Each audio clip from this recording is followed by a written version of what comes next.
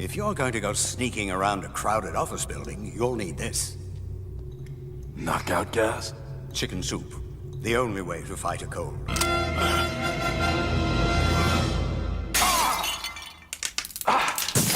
Ooh, what was that stuff? The only way to fight a cold. Chicken soup. Today we will be talking about Heart of Ice, amazing episode in the amazing show of the Batman, the animated series. We'll be talking about the compassion of Batman and also the dynamic of him and Mr. Freeze, the main antagonist in the episode. You know, this is one of my favorite shows of all time. From when I was a kid to now an adult. This is really weird to think about that, but yeah, with the cool, unique noir aesthetic of the show and the cool action sequences, this is just overall a great show. But what really made me like the show as I grew older were the characters, and not just Batman. And I'm talking about the villains, humanizing them and making the villains a little bit more complicated and kind of in that gray area in terms of morality, and also because of Batman's morals and compassion in the show. And this was really shown in the Heart of Ice episode that I'll be talking about right now. And since Heart of Ice was the 4th episode in this whole series, this really set the tone for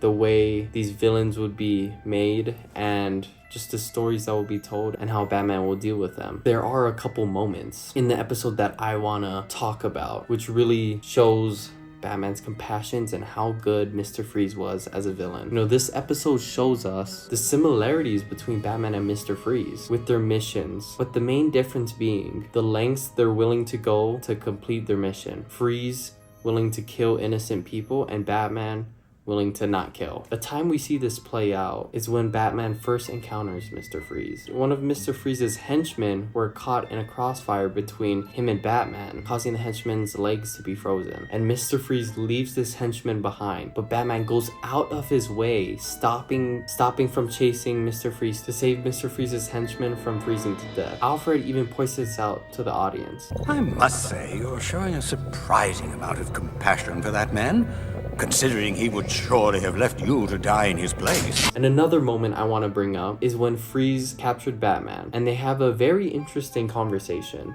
Like the swift hand of vengeance. I saw what happened to your wife. I'm sorry. I'm beyond emotions. They've been frozen dead in me.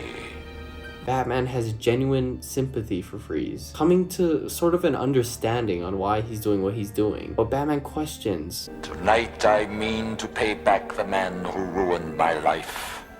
Our lives. Even if you have to kill everyone in the building to do it? Oh yes, I'd kill for that. And that's where Batman and Mr. Freeze's similarities and one's willingness to kill for the mission and one's willingness to preserve life and balance. And that is vengeance versus justice right there. Both characters representing one. Vengeance having a justifiable reason to act out, but they're just taking matters into their own hands and their intention is to hurt. Justice is righting the wrongs and trying to restore balance and do what is quote-unquote right morally. Now, near the end of this episode, Batman doesn't only take down Mr. Freeze, but he takes down the Gothcorp CEO, Ferris Boyle. Good night, humanitarian. Serving justice, but also fulfilling Mr. Freeze's mission. And while Freeze is in his cell in Arkham, we see Batman watching over him. Even though nothing was said in that scene, you can sense this sort of understanding and sympathy from Batman as he watches Freeze. And now I want to talk about Freeze a little bit more. Freeze isn't really a good person or a bad person, but he does make the audience think a little bit, really thinking if he's really the villain with his motives, and a lot of people would act out in that situation, which makes Freeze a little bit relatable and gives this kind of like depth to his character, that he's not just doing all this because he's just insane. And what's a really cool fact is this is the first time this backstory of Freeze was shown, because originally he never had this whole Nora backstory and made him like a kind of like a gray villain type of thing. And because of this episode, it caused many other great adaptations of the character. This episode is great, and the